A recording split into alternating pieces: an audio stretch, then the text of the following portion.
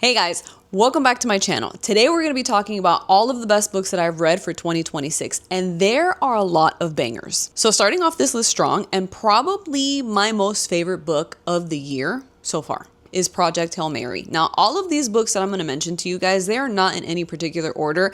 These are just the order in which I've read them all. I'm sure you guys have probably already heard about this book, and you've probably seen the movie by this point. Project Hail Mary. I did not expect to like this book as much as I did. Sci-fi, it's not really my thing. I don't care about aliens. I don't really care about space.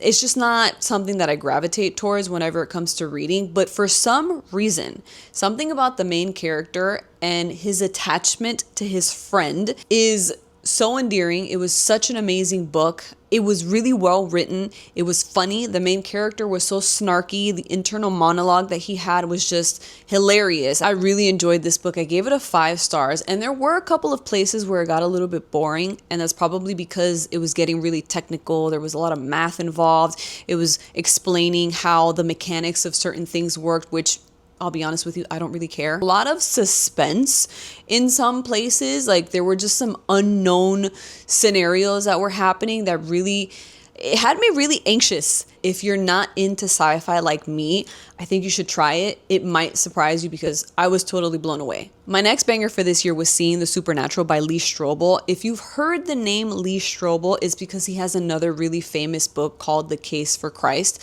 And this is a Christian type of book. So if you're not into theology or Christianity, this probably won't pique your interest. But if you are, this one might be really good for you.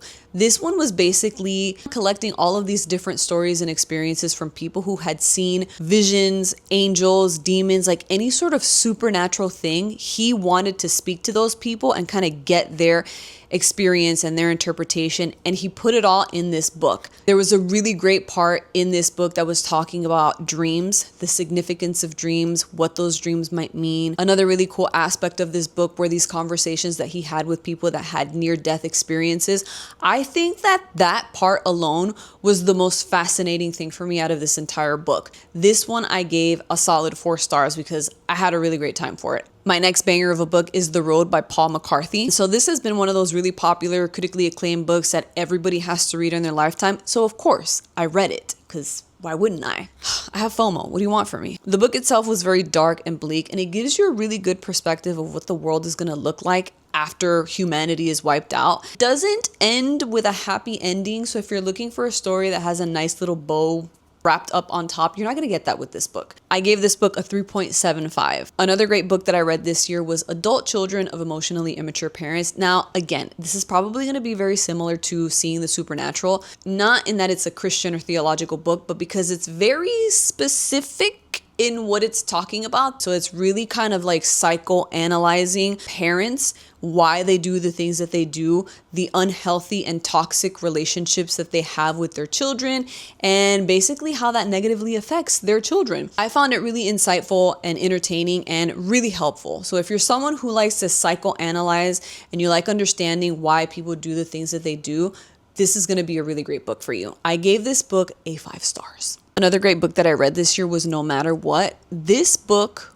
was heart-wrenching, but it was also really frustrating. So if you're not into books that center around miscommunication between couples, then you're probably not going to like this one. It was a great book, despite the fact that it was really frustrating, despite the fact that there were a lot of moments where you didn't really know where the story was going to end up and how it was going to end. I got teary-eyed in a couple of places because it was really reminiscent to my own personal experiences and being married and having a ton of miscommunication and just assuming things about the other person and them assuming things about you and just making decisions based on those assumptions that 99.9% of the time aren't even accurate. It was a great book. I loved it. I gave it 4 stars. I've read 3 books by Cara Bastone, and I have to say that every single one of those books I have really had a good time with. This next book that I read was Strangers by Belle Burden, and this one I read as a recommendation from my sister. She said it was a really great book, and she was right. I don't typically like to rate memoirs because that's someone's personal story and their personal experience, but if I had to give it a rating, I would give it a 5 stars. This book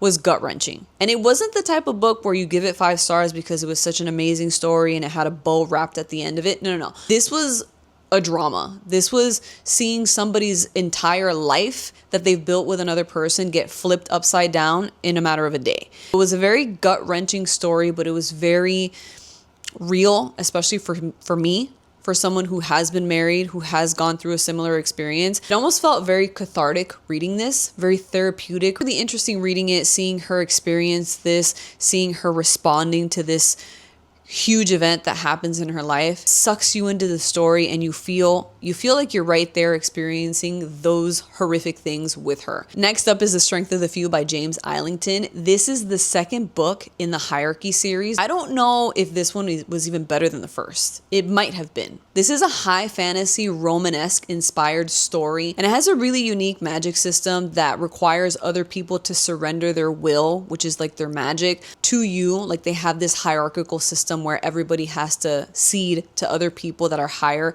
and depending on your class, then you have to cede to more people or you get will from more people. There is a lot of political intrigue, a lot of backstabbing, a lot of just scheming and plotting and just trying to take over the world. I love high fantasy. I love very rich world building, and I feel like this story has a lot of that. I gave this one a 4.25. Next up is The Poet Empress by Shen Tao, and this one was an unexpected good read. I wasn't thinking that I was gonna like it because I'd heard someone say that this was feminine rage. Yeah, I guess you could say it was feminine rage. She was really angry, the main character in the story, and rightfully so, because there was a lot of shady, evil things that happened to her. This again is not a happy-go-lucky fairy tale ending with a bow wrapped up on top. You are not going to have rainbows and butterflies in this story. This is a dark story. This is not a romantasy. Yes, it is fantasy.